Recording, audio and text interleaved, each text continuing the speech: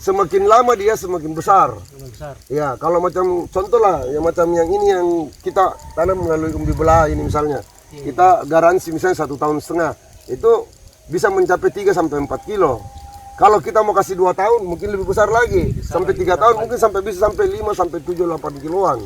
Oh, tergantung dari umurnya. Umurnya, semakin lama dia semakin seperti itu, Pak. Kalau kataknya ini, Pak, dalam 1 kilo itu kira-kira bisa berapa biji?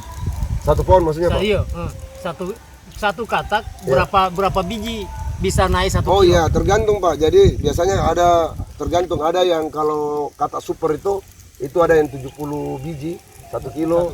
Ada juga kalau yang campur-campur sampai 200-an, ada sampai 300, bahkan ada sampai 1000. Dengan 1000 biji.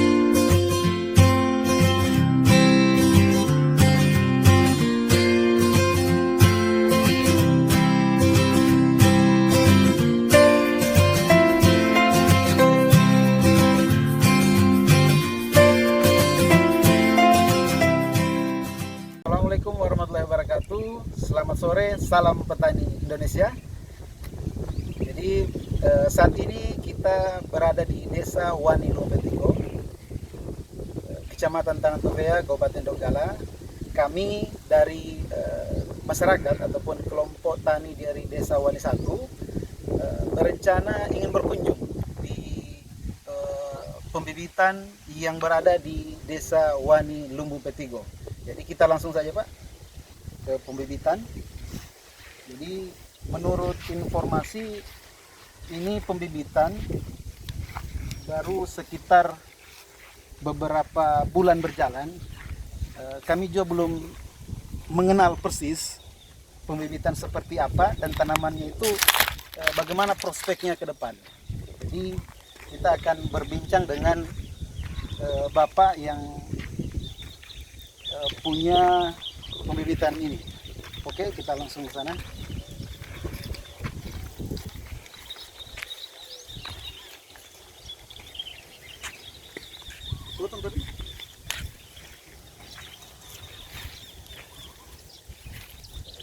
Waalaikumsalam warahmatullahi wabarakatuh.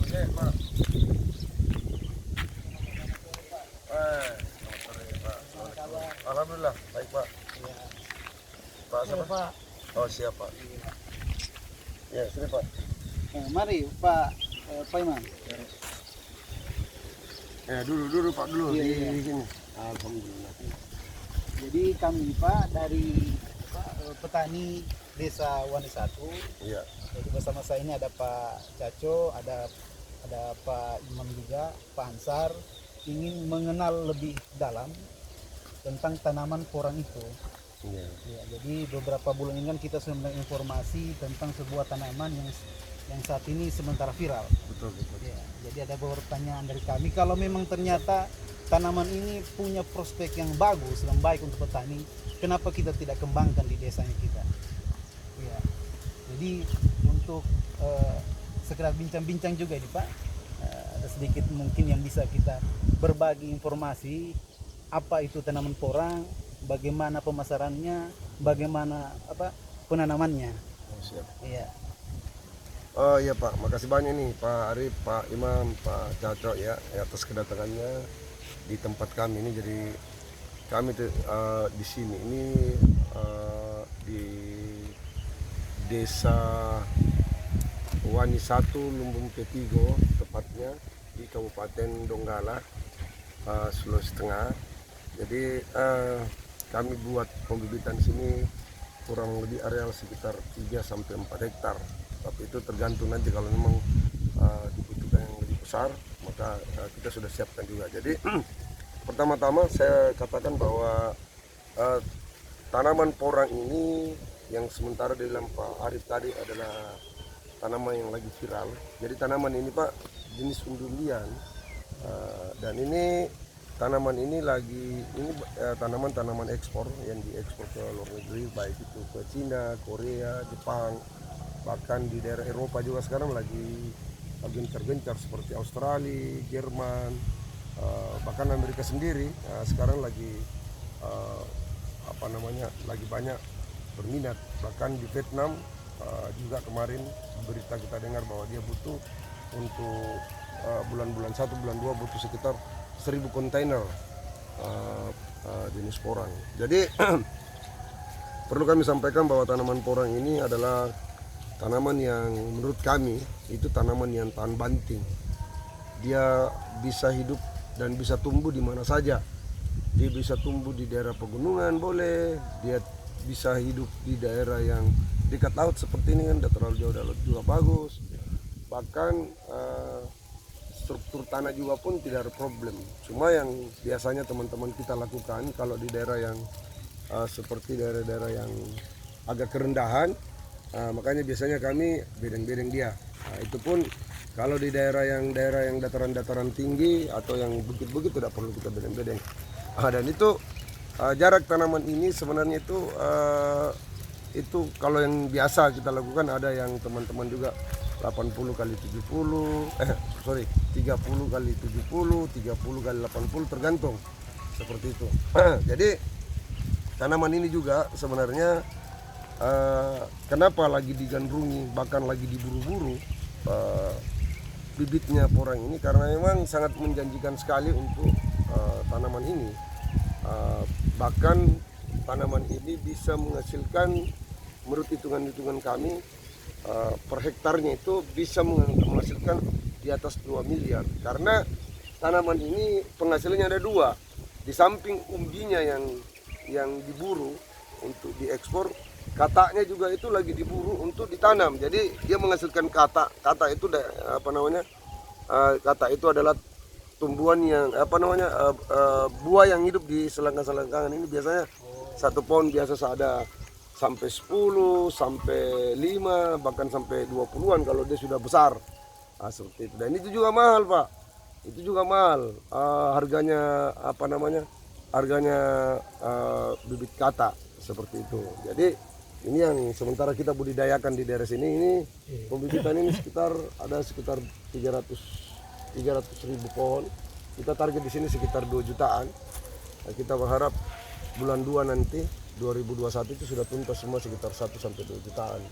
Ini yang sementara kita budidayakan di daerah Wani Lumbung Petigo ini. Jadi nantinya bapak-bapak juga kita kan ini juga di sekitar sini ini Pak, ini kita lagi dengan masyarakat yang ada di sekitar sini Pak. Itu kita sistemnya itu sistem kerjasama dengan beliau. Jadi kita pemberdayaan. Jadi sistem pemberdayaan. Karena di daerah ini juga nantinya kita akan membuka itu untuk awal itu sekitar 20 hektar. Itu kami sudah tanami, coba lihat. Itu lokasi yang kami sudah tanami di sekitar situ. Itu daerah kita sudah tanami. Itu sekitar ada 5 hektar. Itu sudah kita tanami. Dan total yang kita sudah tanami di daerah ini sekitar sudah ada 8 hektar. Jadi kita target tahun ini, akhir tahun ini dia harus tuntas sekitar 10 sampai 15 hektar. Seperti itu. Jadi ini yang sebenarnya tapi yang harus kita ingat bahwa yang jadi memberatkan buat petani-petani kita, ya ini bibit mahal, di samping dia mahal, harga bibit juga ini sekarang, karena kalau kita mau katak ya, karena harga katak sekarang ini kalau kita mau membibit dengan harga yang sekarang mungkin sekitar 80 jutaan per hektar harga katak tok saja. Itu untuk estimasi biaya pembelian bibit. Belum biaya perawatan. Jadi butuh memang modal cukup besar. Cukup besar ya. Makanya kita berharap bahwa pemerintah nantinya, pemerintah Kabupaten Donggala atau pemerintah Provinsi Sulawesi Tengah itu bisa mengadakan pembinaan. Jadi kita siap membantu. Kita akan siap membantu untuk membina masyarakat-masyarakat yang punya niat untuk menanam tanaman porang. Makanya sekarang ini kita berada di sini itu untuk bagaimana masyarakat lihat. Jadi kita juga sering kedatangan tamu Pak di sekitar sini, baik itu dari pemerintah kabupaten, pemerintah provinsi, itu sering datang ke sini untuk sekitar studi banding di sekitar sini.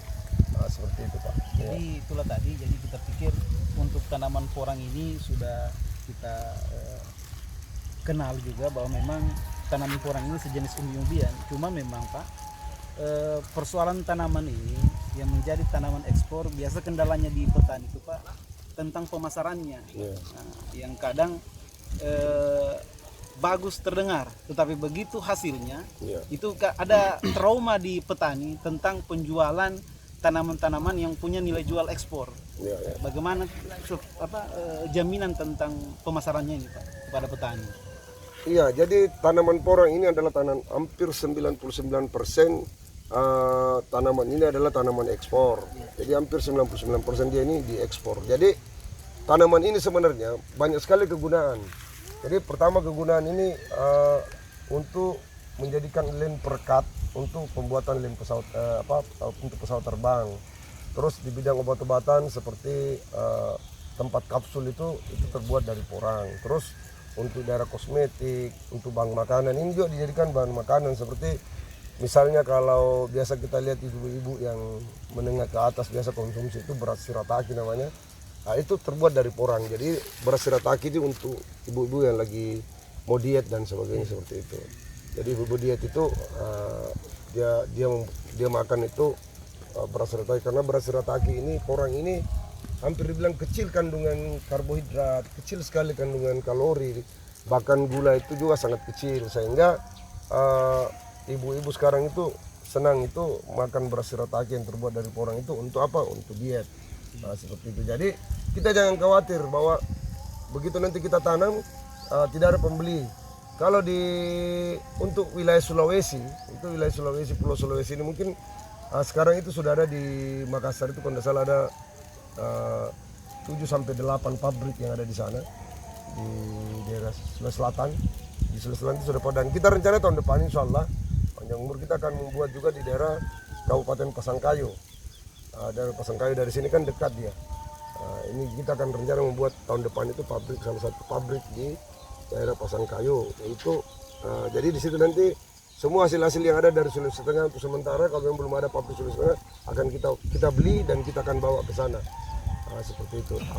Kalau misalnya nanti petani-petani ini sekarang ini sudah ada yang berhasil dan sebagainya, maka nanti kita tidak susah karena untuk daerah yang paling terdekat saja di sini itu ada di daerah Pindrang, Kabupaten Pindrang itu pas perbatasan Sulawesi Barat itu ada pabrik satu di situ.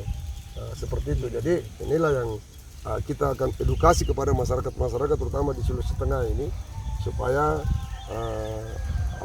masyarakat juga bisa menanam karena kalau kita berbicara ekonomisnya ini sangat luar biasa peningkatan ekonominya. Kenapa?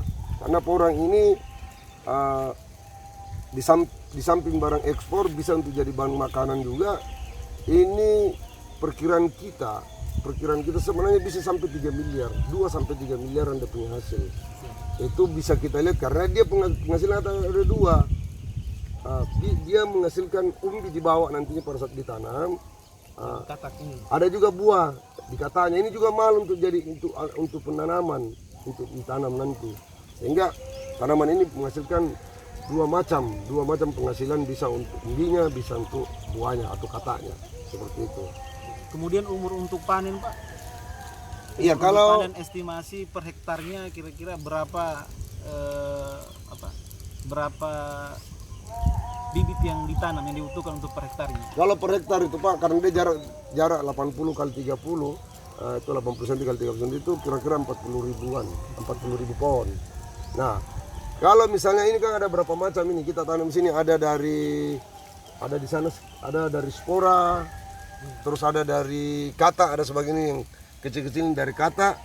Terus ini yang agak besar seperti ini adalah itu berasal dari umbi belah. Ini berasal dari umbi belah, ini hampir sama umurnya nih.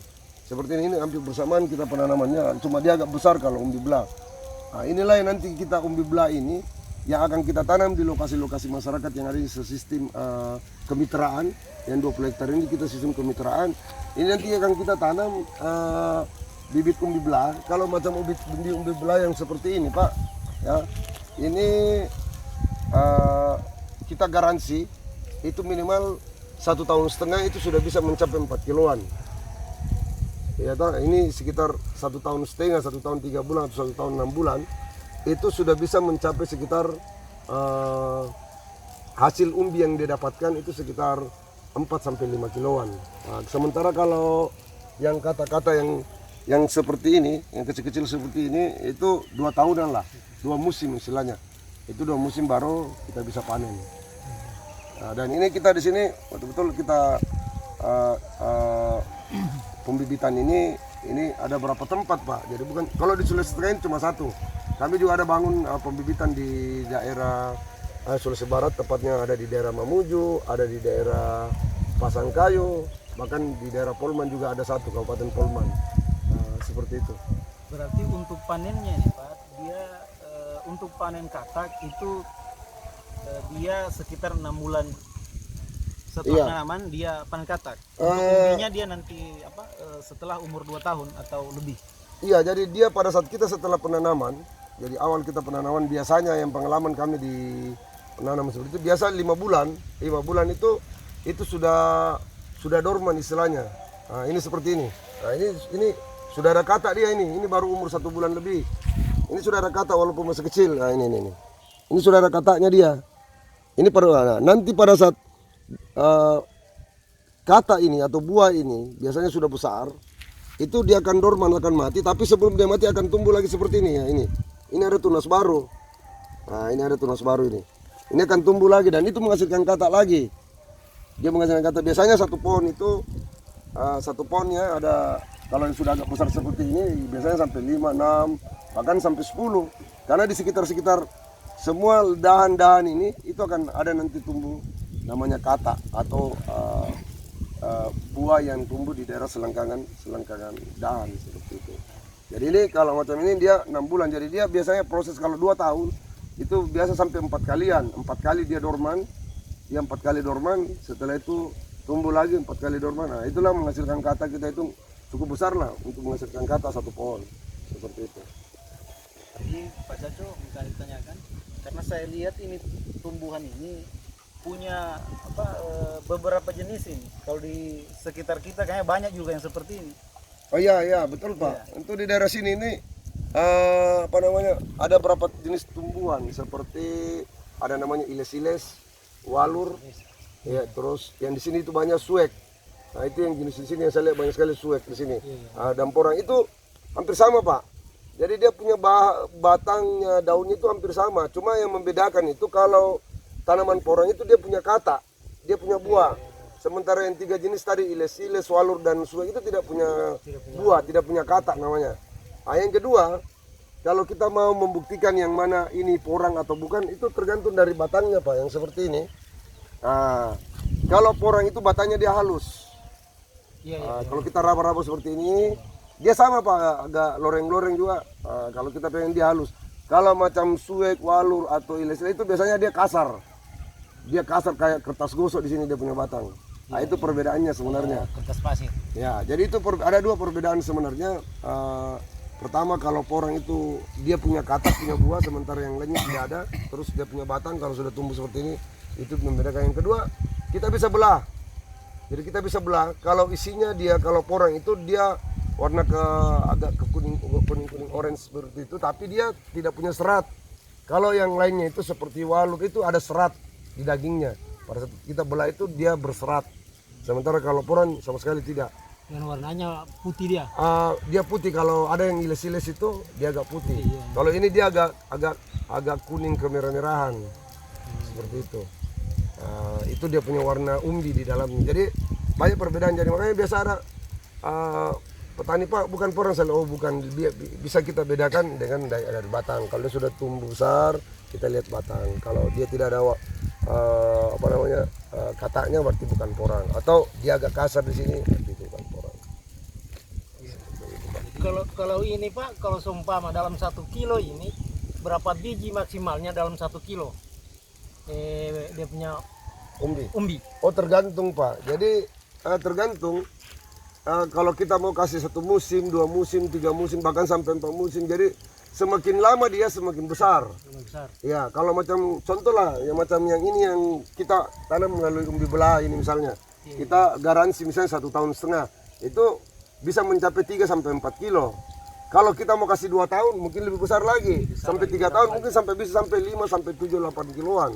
Oh, tergantung dari umurnya. Semakin lama dia semakin Seperti itu Pak. Kalau kataknya ini Pak, dalam 1 kilo itu kira-kira bisa berapa biji?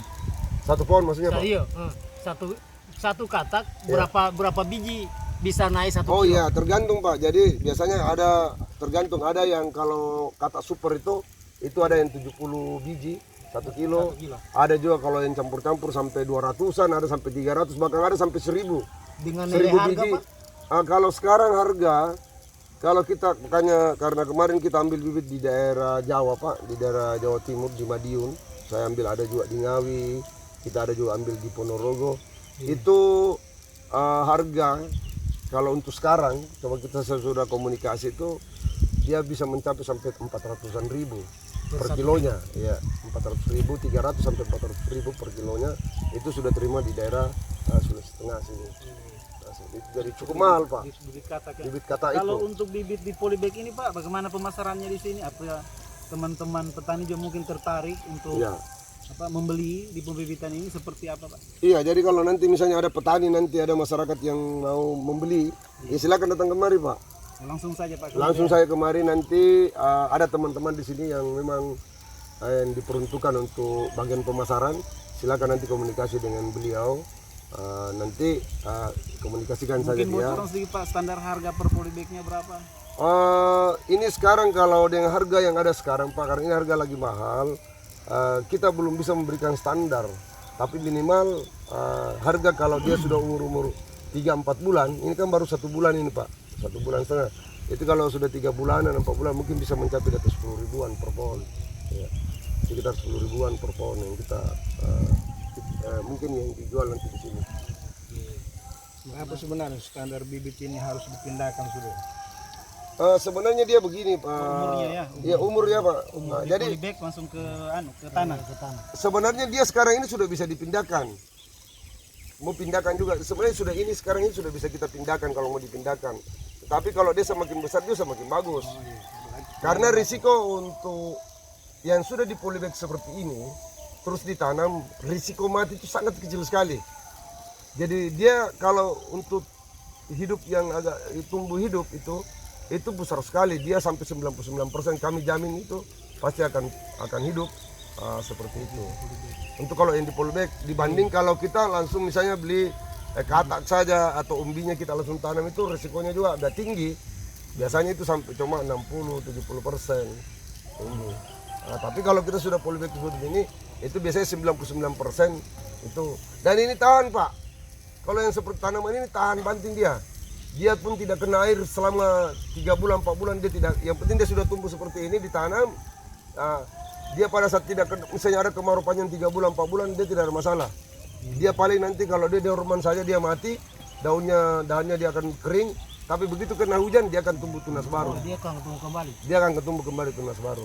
Jadi ini tanaman-tanaman yang cukup tahan banting, tanaman seperti ini.